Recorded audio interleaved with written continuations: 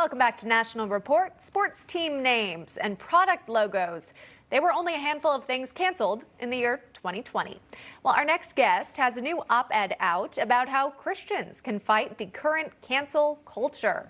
Joining us now is Dr. Jeff Myers, president of Summit Ministries. He's also the author of the new book called 20 Things to Say and Do to Fight the Cancel Culture. He's on our screen right there. Also our panelists, Scott Walker and Bobby Eberle. Jeff, we'll start with you though. Why is this part of your mission, you feel, to fight against cancel culture? Well, hey, my job at Summit Ministries at summit.org is to prepare 16 to 25-year-olds to go to college and face down their Marxist, atheist professors. So we teach them how a Christian worldview leads to liberty and prosperity, but at the same time, we want them to understand you don't always know the facts. Sometimes you need to be able to ask really good questions, because a lot of young adults end up in a tough place where they just don't know what to say, and they end up feeling ashamed, sometimes even get bad grades or lose their jobs. I'll go back to you and just stick with this. We know that, of course, Christmas is Friday. It's the holiday season. And so how are you advising those students that you give advice to about how they should be celebrating this year? We know some churches are still closed or offering limited capacity services. What's your advice? Well, I want them to celebrate Advent every single day. That's a several week-long process. And so we've been really encouraging our students to do that, to spend some time with close family or friends every day. But I also want them to be aware that when you're sitting around the Christmas table, not everybody is going to agree with you on everything. And you might say something that will spark a conversation that could go in the wrong direction. So I just encourage them to start asking questions, like defining your terms. What do you mean by that?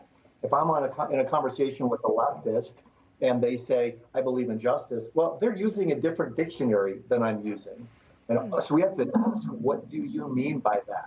And then ask questions like, how do you know that is true? Or questions like, hey, do you think that's the whole story? Do you think there might be another viewpoint? Is it legitimate? Even talking about the talk, like asking questions like, do you think it's possible to even have a respectful conversation with people who disagree? Yeah. Get to the basic level of those conversations. Yeah, you'd hope you'd be able to have an open dialogue and not be shut down immediately or dismissed as being labeled as something that no one would want to be titled. Bobby, I'll go to you. You know, if you're celebrating these holidays and you do come into contact with maybe some relatives who would have different viewpoints than you, or maybe they voted a different way during the election, how do you approach those conversations without ruining a nice Christmas dinner?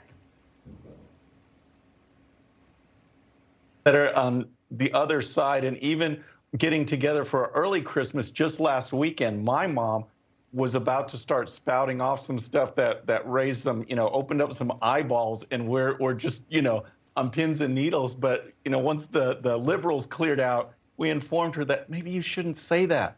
So we kind of have a little briefing to make sure that politics is not necessarily on the table when we're sitting around the table.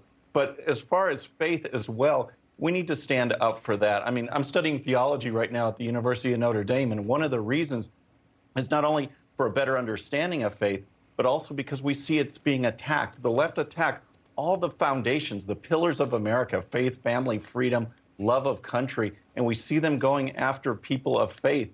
And we need to have a better understanding of that, and we need to stand up when people are attacking us for it.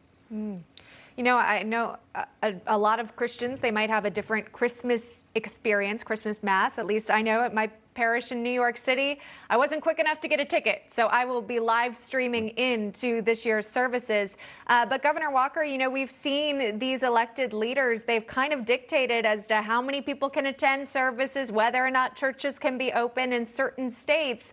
And that's got to be tough for a lot of people who want to gather with their church friends during this holiday season.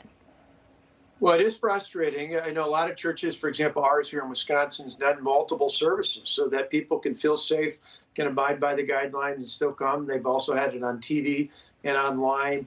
The bottom line is we can celebrate Christ's birth in many different ways. It may not be the traditional way, but that doesn't stop us from doing that.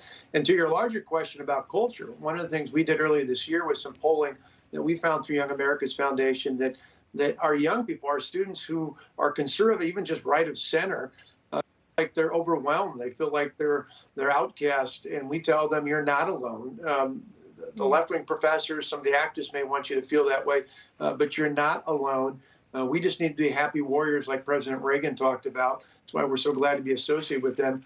Fight for your conservative principles, but do so with a smile on your face. And I think Dr. Meyer's points about asking questions are great. A lot of folks get stumped after a couple questions in. They don't really know why they're angry. They just believe they're angry, and we can counter that with being happy warriors. Absolutely. All right. I love it. Keep it happy. Be kind to one another. Ask questions and have conversations. I think we can all agree on it. We've had a wonderful conversation throughout this hour of National Report. Dr. Jeff Myers, thanks for joining in today, and our panelists Scott Walker and Bobby Eberle. We appreciate it, as always. Thanks, guys. Have a very Merry Christmas. Thank you. Merry Christmas. Thank you. Merry Christmas.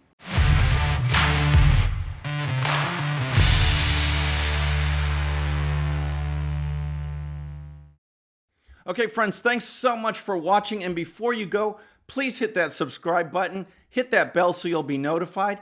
And here's a special video just for you so you can watch even more of the 13-minute news hour. And don't forget to check out GOPUSA.com for the best in conservative news and commentary.